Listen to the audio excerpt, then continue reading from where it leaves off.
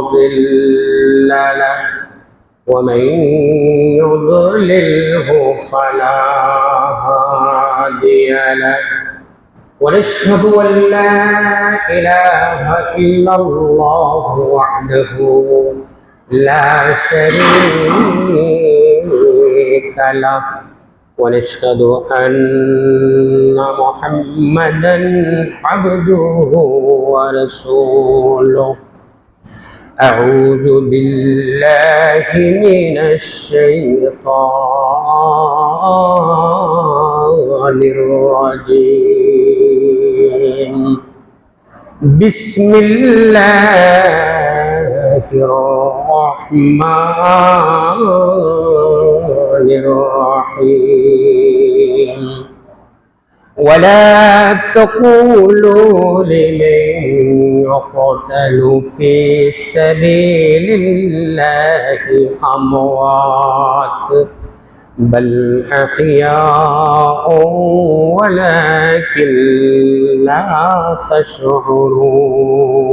تشعرون وقال رسول الله صلى الله عليه وسلم من أحبهما فقد أحبني ومن أبغضهما فقد أبغضني صدق الله العظيم صلى الله على سيدنا ومولانا محمد وعلى آله وأصحابه وبارك وسلم رہی دکھا دے ہمیں دیار مدینہ الہی بنا دے ہمیں غبار مدینہ صلی اللہ علیہ سیدنا و مولانا محمد وعلى آله وأصحابه وبارك وسلم محمد نے آ کر کفر کو مٹھایا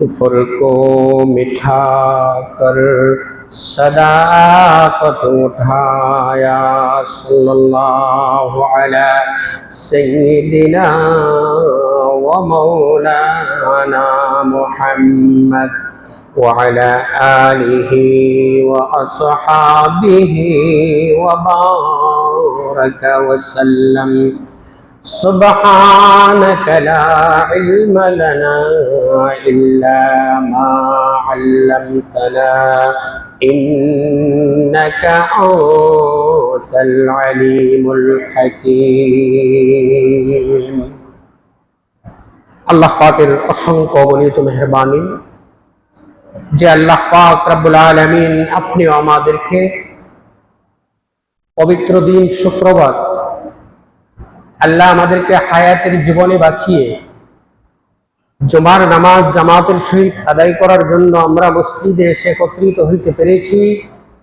এই জন্য আল্লাহ পাক রব্বুল আলামিনের আলিশান দরবারে শুকরিয়া জ্ঞাপন করি, বলি আলহামদুলিল্লাহ। কাহারো জন্য ঘুমের বিছানাটা হয়ে যায় মৃত্যুর বিছানা। কত মানুষ সুস্থ অবস্থায় ঘুমিয়েছে, মৃত্যুর লাশ হয়ে ঘর থেকে বের হয়েছে। ঘুমের আগেও সে জানে না আজকের ঘুমটাই আমার জীবনের শেষ ঘুম। ঘুমের আগেও সে জানে না আগামী করলেই আমার মৃত্যু হয়ে যাবে। একটু আগেও আমার এলাকায় একটা জানাজার নামাজ পড়ে আসছি। ওই জানাজার নামাজ পড়তে না পড়তেই আরেক মৃত্যুর সংবাদ শুনতে পেলাম।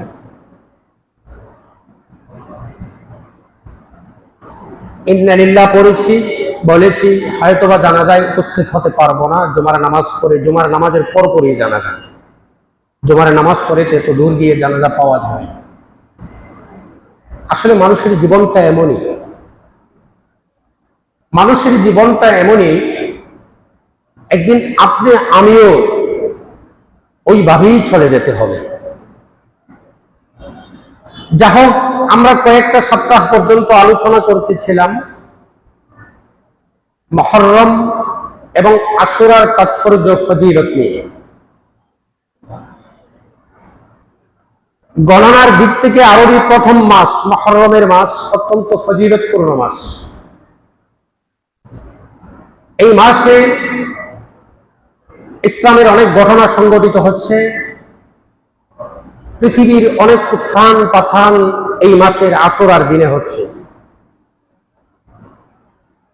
আমরা এই বিষয়গুলো নিয়ে আলোচনা করতেছিলাম, বিগত সপ্তাহে আলোচনা করতেছিলাম আল্লাহ হযরত নূহ আলাইহিস সালাতু ওয়াস সালামের কিস্তিকে আশুরার দিনে যদি পাহাড়ের কিনারায় এনে ভিড়িয়েছিলেন। আল্লাহ হযরত মূসা আলাইহিস সালাতু ওয়াস সালামকে আশুরার দিনে কিতাব দান করেছিলেন, সহিফা। আল্লাহ হযরত মূসা আলাইহিস সালাতু ওয়াস সালামকে আশুরার দিনে ফেরাউনের কবল থেকে রক্ষা করে নীল নদ পাড়ি দিয়েছিলেন। আল্লাহ ওই আশুরার দিনে আল্লাহর নবী হযরত ইউনূস আলাইহিস সালাতু ওয়াস সালামকে মাছের পেট থেকে মুক্তি দিয়েছিলেন। আল্লাহ ওই আশুরার দিনে হযরত দাউদ আলাইহিস সালাতু ওয়াস সালামকে রাজত্ব দান করেছিলেন। আল্লাহ ওই আশুরার দিনে হযরত সুলাইমান আলাইহিস সালাতু ওয়াস সালামকে গোটা পৃথিবীর রাষ্ট্রপ্রধান বানিয়েছিলেন। আল্লাহ ওই আশুরার দিনে হযরত আইয়ুব আলাইহিস সালাতু ওয়াস সালামকে কঠিন রোগ থেকে মুক্তি দিয়েছিলেন। ওই আশুরার দিনে পৃথিবীর অনেক ঘটনা সংঘটিত হচ্ছে। হযরত ইব্রাহিম আলাইহিস সালাতু ওয়াস সালামকে আল্লাহ নমরুদের আগুন থেকে পরিত্রাণ দিয়েছিলেন ওই আশুরার দিনে।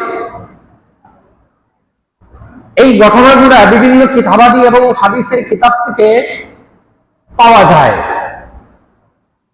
রাসূল করিম সাল্লাল্লাহু আলাইহি ওয়াসাল্লামের ওফাতের 50 বছর পরে আরেকটা ঘটনা সংঘটিত হয়েছে। সেই ঘটনাটির নাম হলো কারবালার ঘটনা। তবে ওই ঘটনাটিও অনেক গুরুত্বপূর্ণ একটি ঘটনা, কারণ কবি বলেন ইসলাম জিন্দা হোতা है हर কারবালা के बाद।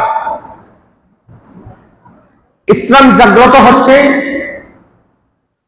কারবালার যুদ্ধের পরে। কারবালার মাধ্যমে ইসলামকে আল্লাহ জাগ্রত করে দিচ্ছেন গোটা পৃথিবীতে। তাহলে এই ঘটনাটাকে ছোট করে দেখার কোনো সুযোগ নাই, যদিও ওই ঘটনাটা কোরআন এবং হাদিসের মধ্যে লিপিবদ্ধ না। কারণ ওই ঘটনাটির সময় কোরআন এবং হাদিসে যে সময় লিপিবদ্ধ হবে ওই সময় ঘটনাটা সংঘটিত হয় নাই। যদিও রাসূল করিম সাল্লাল্লাহু আলাইহি ওয়াসাল্লাম অনেক পূর্ব থেকেই জানতেন ওই ঘটনা সংঘটিত হবে। জানতেন কেন? জানাইয়া দেওয়ার কারণে জানতেন, নিজ থেকে জানতেন না। এর থেকে আমরা এই কথা বোঝার কোনো সুযোগ নাই যে রাসূল গায়ব জানতেন। রাসূল গায়ব জানতেন না, যা ওনাকে জানাইয়া দেওয়া হতো তাই উনি জানতে পারতেন। তো আজকে আমরা যদিও রাসূলের ওফাতের অনেক পরে এই ঘটনাটা সংঘটিত হচ্ছে, এরপরেও আমরা ওই ঘটনাটাকে আগে নিয়ে আসলাম। অনেকেই ঘটনাটার প্রতি একটু ইন্টারেস্টেড, আর এই ঘটনার মধ্যে মুসলমান জাতির জন্য অনেক শিক্ষণীয় কিছু বিষয় রয়েছে, সবক রয়েছে। পৃথিবীর মানুষ যদি শুধুমাত্র কারবালার ট্র্যাজেডি বা কারবালার এই ঘটনা থেকে উপদেশ পেত, তাহলে আজকে আপনি আমার দেশ এটা সোনার দেশে পরিণত হয়ে যেত। কারবালার যুদ্ধ যে প্রেক্ষাপটে হয়েছিল, এই প্রেক্ষাপট গোলা আজকে গোটা পৃথিবীতে চলমান। যদি কারবালার এই ঘটনা থেকে মানুষ সবক নিত, তাহলে আজকে পর্যন্ত কি এই ঘটনাগুলো সংঘটিত হওয়ার আশঙ্কা ছিল? ছিল না। যা হোক, আমরা সংক্ষেপে আলোচনা করব, কারণ একটা আলোচনায় যদি আমরা অনেক দিন কয়েক মাস কাটাই দিই, বাকি আলোচনা আমরা কিভাবে করব? মুহাম্মদুর রাসূলুল্লাহ সাল্লাল্লাহু আলাইহি ওয়াসাল্লাম যখন ইসলামী রাষ্ট্রের রাষ্ট্রপ্রধান, মুহাম্মদুর রাসূলুল্লাহ সাল্লাল্লাহু আলাইহি ওয়াসাল্লামের ওফাতের পর ইসলামী রাষ্ট্রের রাষ্ট্রপ্রধান হলেন হযরত আবু বকর। সবাই বলেন রাদিয়াল্লাহু তাআলা আনহু। হযরত আবু বকর রাদিয়াল্লাহু তাআলা আনহু ওফাতের পর ইসলামী রাষ্ট্রের রাষ্ট্রপ্রধান হলেন হযরত দ্বিতীয় খলিফা হযরত উমর রাদিয়াল্লাহু তাআলা আনহু। হযরত উমর রাদিয়াল্লাহু তাআলা আনহুর ওফাতের পর ইসলামী রাষ্ট্রের রাষ্ট্রপ্রধান হলেন তৃতীয় খলিফা হযরত উসমান রাদিয়াল্লাহু তাআলা আনহু। হযরত উসমান রাদিয়াল্লাহু তাআলা আনহুর ওফাতের পর মুসলিম রাষ্ট্রের রাষ্ট্রপ্রধান হলেন হযরত আলী রাদিয়াল্লাহু তাআলা। যদিও এরা রাষ্ট্রপ্রধান ছিল, কিভাবে এরা মরণ হয়েছে, কিভাবে রাষ্ট্র চলেছেন, কিভাবে মারা হয়েছে, ওই দিকে গেলে অনেক সময়ের প্রয়োজন, আমি ওই দিকে যাব না। কারণ কারবালার আলোচনা করতে গেলে কারবালার আলোচনার আগে কিছু মানুষের নাম, কিছু জায়গার নাম, কিছু ব্যক্তির নাম স্মরণ রাখতে হবে। কারণ কারবালার প্রেক্ষাপটটা যে সমস্ত লোকদেরকে নিয়ে হয়েছিল, তাদের নাম আমাদেরকে জানতে হবে। যে কোনো একটা ঝগড়াও যদি হয়, একটা বিভেদ হয়, একটা যুদ্ধ হয়, এক পক্ষের মাধ্যমে হয় না দ্বিপাক্ষিক হয়? দ্বিপাক্ষিক। এক পক্ষ আমরা ধরে নিলাম, যদিও এটা ইচ্ছাকৃত এবং খাহেসের কারণেই ছিল না। ইসলামের জন্য এই কারবালার কাজটি ছিল। হুসাইনের উদ্দেশ্য ছিল না যুদ্ধ করা। যুদ্ধের সম্মুখীন হয়ে যাওয়ার কারণে করতে হচ্ছে। আমরা জানি হযরত হুসাইন রাদিয়াল্লাহু তাআলা আনহু এবং হাসান রাদিয়াল্লাহু তাআলা আনহু হচ্ছেন রাসূল করিম সাল্লাল্লাহু আলাইহি ওয়াসাল্লামের মেয়ের দিকের নাতি। ওনার মেয়ের নাম ছিল ফাতেমা রাদিয়াল্লাহু তাআলা আনহা। ওনার দুই ছেলে ছিল, বড় ছেলের নাম হাসান, ছোট ছেলের নাম হুসাইন। আর অন্যদিকে আরেক পক্ষ ছিল আমিরে মুআবিয়ার ছেলে ইয়াজিদ, নাম শুনেছেন? আল্লাহর নবী হযরত মুহাম্মদুর রাসূলুল্লাহ সাল্লাল্লাহু আলাইহি ওয়াসাল্লামের দুই নাতি, এই দুই নাতিকে রাসূল এত বেশি ভালোবাসতেন। মুহাম্মদুর রাসূলুল্লাহ সাল্লাল্লাহু আলাইহি ওয়াসাল্লাম হাদিসের মধ্যে বলেন, যে হাদিসটি আমি খুতবাতেও আলোচনা করেছি, রাসূল বলেন, মান আহাব্বাহুমা ফাকাদ আহাব্বানি, যে আমার এই দুই নাতিকে ভালোবাসলো সে যেন আমি রাসূলকেই ভালোবাসলো। ওয়া মান আবগাদাহুমা ফাকাদ আবগাদানি, যে আমার এই দুই নাতির সঙ্গে শত্রুতা পোষণ করলো সে যেন স্বয়ং আমি রাসূলের সাথে শত্রুতা পোষণ করলো। কঠিন কথা। মুহাম্মদুর রাসূলুল্লাহ ওই দুই নাতিকে এত বেশি ভালোবাসতেন, হাদিসের মধ্যে আসছে হুসাইন রাদিয়াল্লাহু তাআলা আনহুকে উনি কাঁধে নিয়ে হাঁটতেন। আমরা কই খানব, অনেক দাদা অথবা নানারা নাতি নাতুনিকে খানদ লইয়া হাঁটে না? মুহাম্মদুর রাসূলুল্লাহ হুসাইনকে কাঁধে নিয়ে যাচ্ছেন, হাঁটতেছেন। এমত অবস্থায় জিবরাইল ওহী নিয়ে আসছে, জিবরাইল সম্মুখীন। জিবরাইল হুসাইন রাদিয়াল্লাহু তাআলা আনহুকে সম্বোধন করে বলতেছে, ও হুসাইন, তোমার বাহন, তোমার সওয়ারি পৃথিবীর শ্রেষ্ঠ বাহন এবং শ্রেষ্ঠ সওয়ারি। এর চেয়ে দামি সোয়ারি এবং বাহন আল্লাহ পৃথিবীতে পাঠান নাই। মুহাম্মদুর রাসূলুল্লাহ জিবরাইলকে বললেন, জিবরাইল, শুধু তুমি বাহনের কথা বললে, সোয়ারের কথা বললে, সোয়ারির ব্যাপারে কিছু বললে না যে? জিবরাইল খামোশ। এইবার মুহাম্মদুর রাসূলুল্লাহ সাল্লাল্লাহু আলাইহি ওয়াসাল্লাম বলেন, আল হাসান ওয়াল হুসাইনি সাইয়্যিদা শাবাবি আহলিল জান্নাহ। বলেন সুবহানাল্লাহ। শুধু শুধু সোয়ারের কথা বললে, খুব দামি সোয়ার, মুহাম্মদুর রাসূলুল্লাহর কাঁধে চড়ে এই পৃথিবীর শ্রেষ্ঠ সোয়ার, তার নাম হচ্ছে হুসাইন, যারা হবে জান্নাতের যুবকদের সর্দার। কত দামি সোয়ার। মুহাম্মদুর রাসূলুল্লাহ সাল্লাল্লাহু আলাইহি ওয়াসাল্লাম নামাজের মধ্যে সাজদায় গেছেন। সাজদায় ইমাম হাসান এবং হুসাইন মুহাম্মদুর রাসূলুল্লাহর পিঠে সোয়ার হচ্ছে। আল্লাহ দেখছেন কি দেখছেন না? আল্লাহ তো দেখতেছেন নানা নাতির খেলা। আল্লাহ হাসতেছেন। আল্লাহ জিবরাইলকে বললেন, জিবরাইল, এই মুহূর্তে আমার হাবিবের কাছে যাও। আমার হাবিবের দুই নাতি, উনি সাজদায় গেছেন, তার পিঠের উপরে সোয়ার হচ্ছে তার নাতিরা। এখন মুহূর্তে যদি আমার হাবিব মাথা জমিন থেকে উঠায়, আর তার নাতিগুলা পড়ে যাওয়ার আশঙ্কা রয়েছে, আঘাত পাওয়ার আশঙ্কা রয়েছে, আমার হাবিবকে কানে কানে গিয়ে বলো, যেই পর্যন্ত তার নাতি হাসান এবং হুসাইন তার পিঠ থেকে নামবে না, সেই পর্যন্ত যেন সে জমিন থেকে মাথা উঠায় না। জিবরাইল আসছে, আসিয়া বলতেছে, ইয়া রাসূলুল্লাহ, ইয়া হাবিবাল্লাহ, আপনার পিঠে হাসান হুসাইন সোয়ার হচ্ছে। ইয়া রাসূলুল্লাহ, আপনি যদি মাথা উঠান জমিন থেকে, আপনার নাতিগুলা জমিনে পড়ে যাওয়ার আশঙ্কা রয়েছে। কাজেই আপনার নাতিগুলা সদিচ্ছায় যেই পর্যন্ত আপনার পিঠ থেকে নামবে না, সেই পর্যন্ত এই জমিন থেকে আল্লাহ মাথা উঠাতে নিষেধ করেছে। এখান থেকে উম্মত শিক্ষা দিতে হবে। আমরা ছোট ছোট বাচ্চাদেরকে ধমক দেই, নামাজে আসলে ধমক দেই, মসজিদে আসলে ধমক দেই, এই তোমরা পিছনে যাও, পিছনে যাও, পিছনে যাও। বলা যাবে না, বলা যাবে না। পারলে ওই বাচ্চাগুলোকে সামনের সারিতে দাঁড় করাইয়ে দিবে। জাতি কি শিখতে, ওরা কি শিখতে? মুহাম্মদুর রাসূলুল্লাহর কি আদর্শ, কি নীতি, কি আদর্শ। আমার ছোট বাচ্চাটা তো অনেকদিন আমি বাসায় নামাজ পড়লে তো আমার পিঠে সোয়ার হয়। তোর মা তো রান্না করে বলতে পারি না, তো আমি তো সেজদায় আমার রাসূলের কথা স্মরণ হয়ে যায়। একদিন আমার পিঠে সে সোয়ার হচ্ছে, আমি সেজদায় চলে গেছি।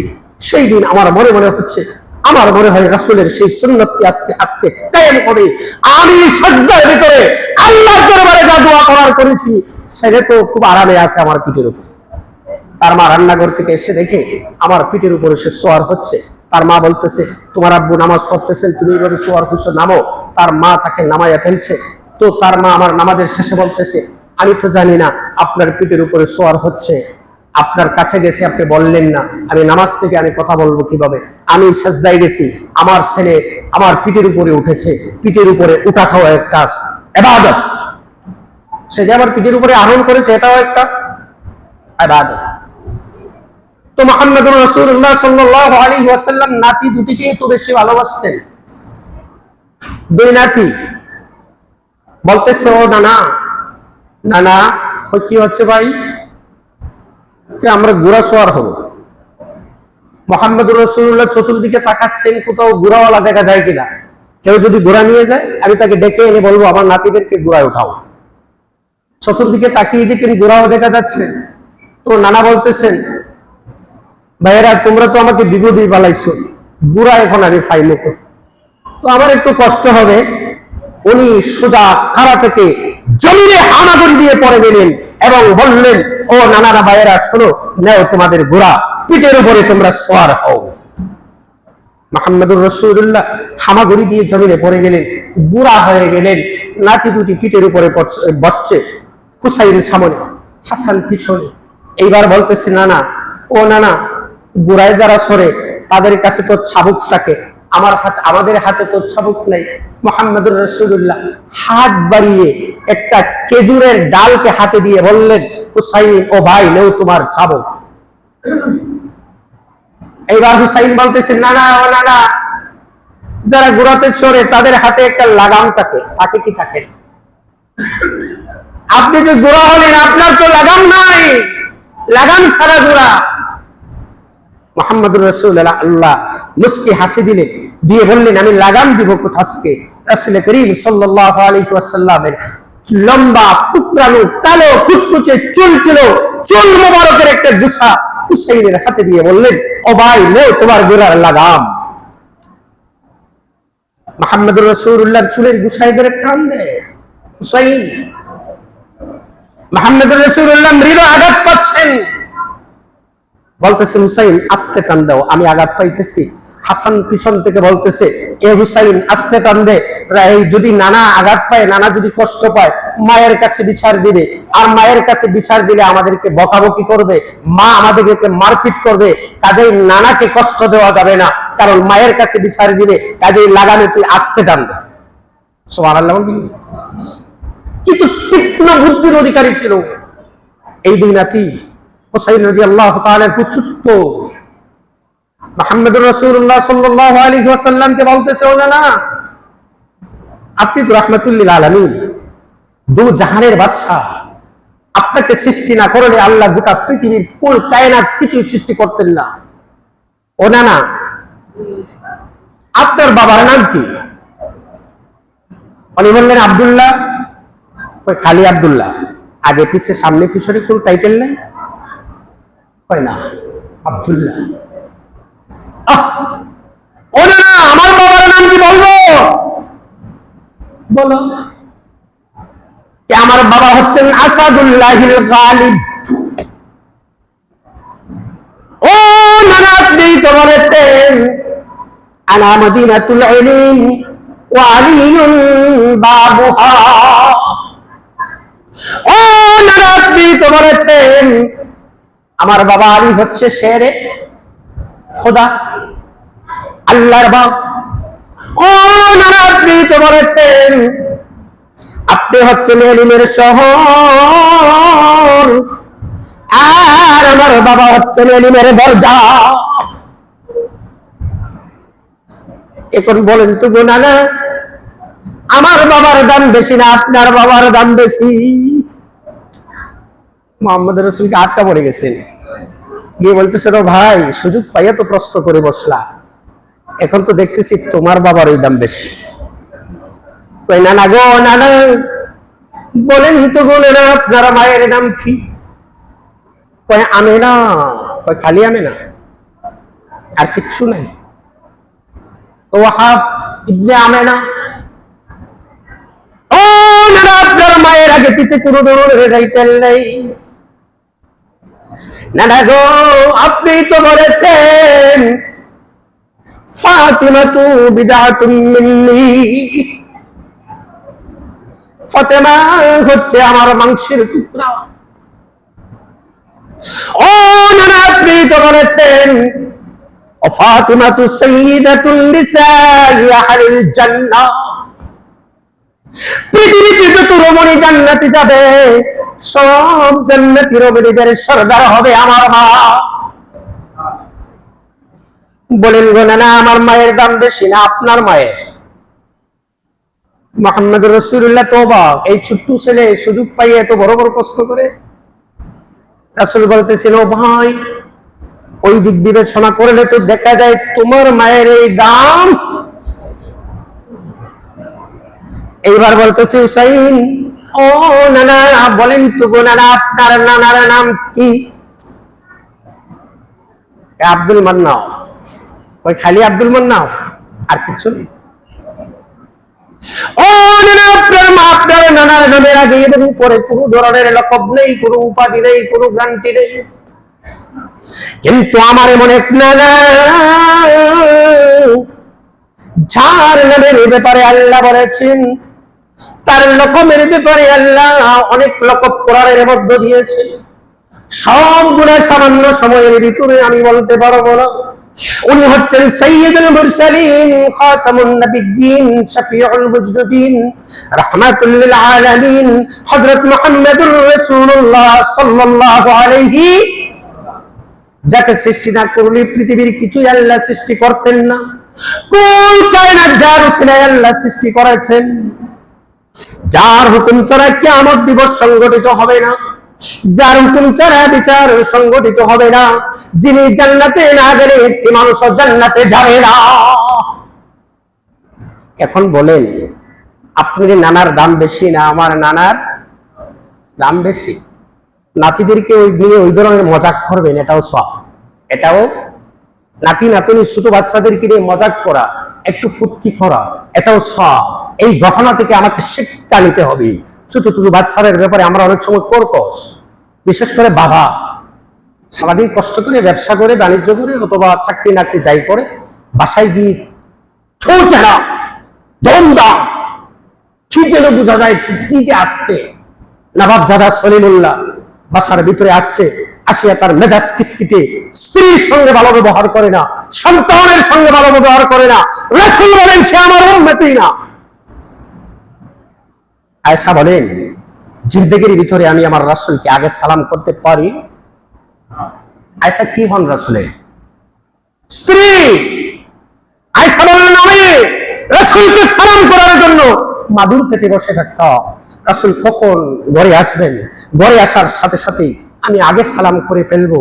আমি অত্যন্ত প্রিপারেশন নিয়ে বসে থাকার পরেও আমি সালামের শব্দটি মুখ দিয়ে কোনোদিন আগে বের করতে পারি নাই।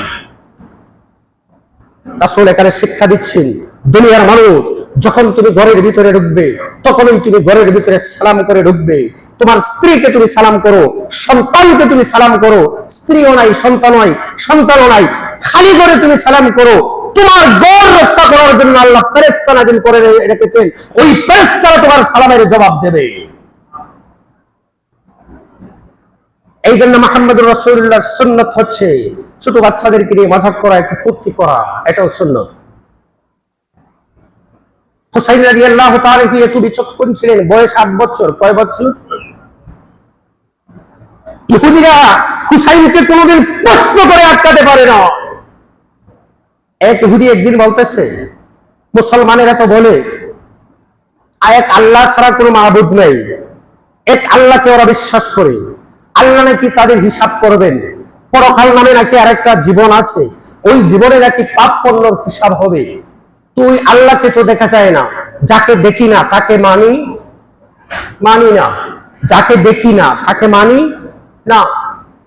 নাম্বার 2, প্রশ্ন করে বসলো যে আল্লাহ বলেছেন জিন এবং ইনসানকে আল্লাহ জাহান্নামে দিবেন, জাহান্নাম তৈরি করেছেন ওকুদুহান নাস ওয়াল হিজারা, পাথর এবং পাথরের আগুন জ্বালানোর মাধ্যমে আল্লাহ জান্নাত তৈরি করেছেন, এই জাহান্নাম তৈরি করে রেখেছেন। এই জাহান্নামের মধ্যে নাকি মানুষকে আল্লাহ শাস্তি দেবেন, জিন জাতিকেও শাস্তি দেবেন। তো আমি বুঝলাম মানুষকে বানিয়েছেন আল্লাহ মাটি দিয়ে, তাকে শাস্তি দিবেন আগুন দিয়ে, আগুন স্পর্শ করবে, মাটির উপর আঘাত হবে, কষ্ট হবে। কিন্তু জিন জাতিকে বানিয়েছেন আল্লাহ আগুন দিয়ে, জাহান্নামও বানিয়েছেন আল্লাহ আগুন দিয়ে। আগুন যদি আগুনে দেয় কষ্ট হবে কিভাবে? যুক্তি আছে না? সে প্রশ্ন করে বসছে। ইমাম হুসাইনের কাছে যখন প্রশ্ন করলো, ইমাম হুসাইন চিন্তা করলো, এই ব্যাপারকে যদি আমি কোরআন হাদিসের দলিল দিয়ে যুক্তি দেই তাহলে তো হে বুঝবে না, তাহলে তার প্রশ্নটা যেভাবে আমার উত্তরটাও দিতে হবে সেভাবে। দুটি প্রশ্ন করার সাথে সাথেই হুসাইন রাদিয়াল্লাহু তাআলা আনহুর পাশে ছিল একটা পাথরের টুকরা নিক্ষেপ করে বসলেন ইহুদির গায়ে। ইহুদি রক্তাক্ত হয়ে গেছে। রক্তাক্ত হয়ে যাওয়ার পর বলতেছে, হুসাইন তুমি রাসূলের নাতি, তুমি আলীর ছেলে, তুমি একটা আদর্শবান সন্তান। যদিও আমি ইহুদি, তুমি মুসলমান, কিন্তু আমি বিশ্বাস করি তুমি রাসূল থেকে উসওয়াতুল হাসানা, উত্তম চরিত্রের অধিকারী। কিন্তু আজকে তুমি আমার সঙ্গে আমি 2টা প্রশ্ন করলাম, তোমার সাথে প্রশ্নের উত্তরও তুমি দিলে না, এমনকি আমাকে আঘাত করলে, পাথর নিক্ষেপ করে আমাকে রক্তাক্ত করে দিলে, এটা তো তোমার কাছ থেকে আশা করি না।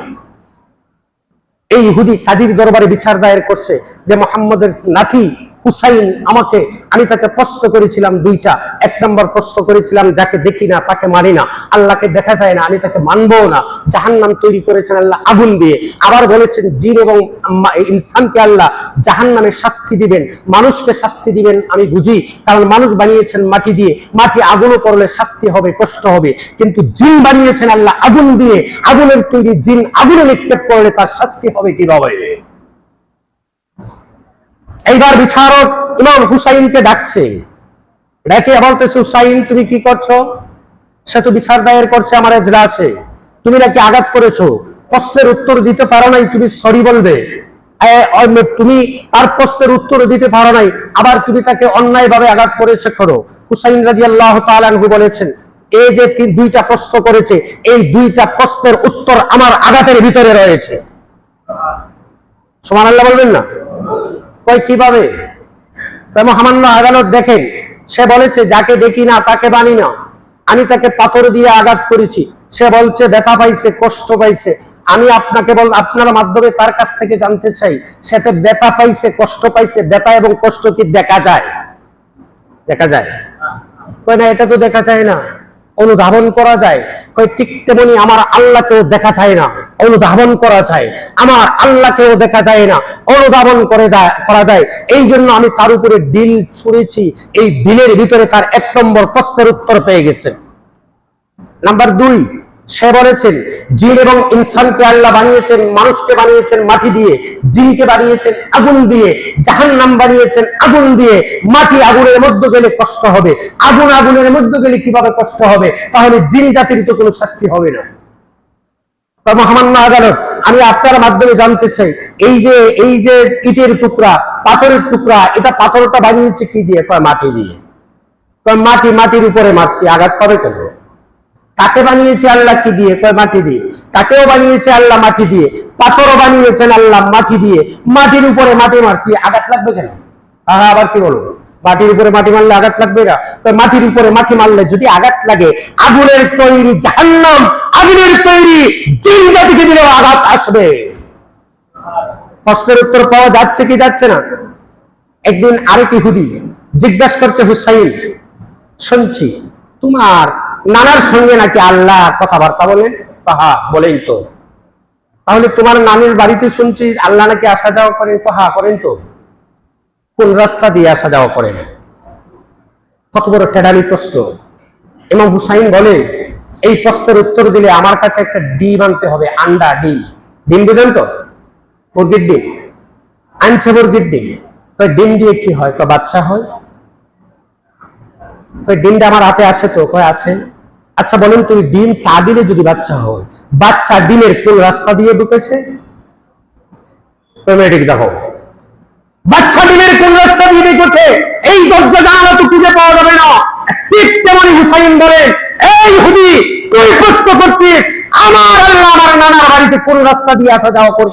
বাচ্চা যেই রাস্তা দিয়ে ডিমের ভিতরে ঢুকছে, আমার নানা ওই রাস্তা দিয়ে আমার নানার বাড়িতে আল্লাহ আসা যাওয়া করে। যে রাস্তা দিয়ে বাচ্চা ডিমের ভিতরে ঢুকছে, ওই রাস্তা দিয়ে আল্লাহ আমার নানার বাড়িতে আসা যাওয়া করে। এত বিচক্ষণ নাতি দুইটা। কয়টা? একজনের নাম হাসান, একজনের নাম হুসাইন। একদিন আল্লাহর নবী হযরত হুসাইন রাদিয়াল্লাহু তাআলা আনহুকে কুলে নিয়ে একা একা কাঁদতেছেন। আল্লাহর নবী হুসাইনকে কুলে নিয়ে একা একা কান্না করতেছেন।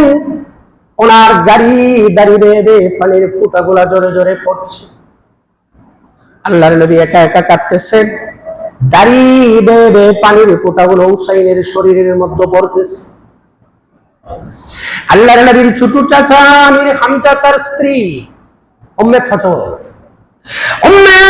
আসিয়া দেখে মুহাম্মদুর রাসূলুল্লাহ তার নাতি হুসাইনকে কুলে নিয়ে কাঁদতেছেন। উম্মে ফজল এসে বলে, ও মুহাম্মদ,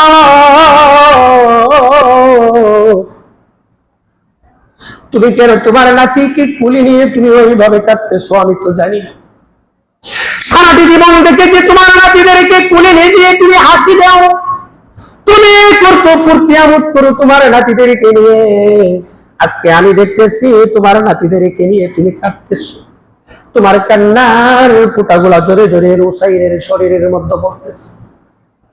আল্লাহর নবী বলেন, চাচি, ও চাচি, আমি যা জানি আপনি তো তা জানেন না, আমি যা দেখি আপনিও তা দেখেন না।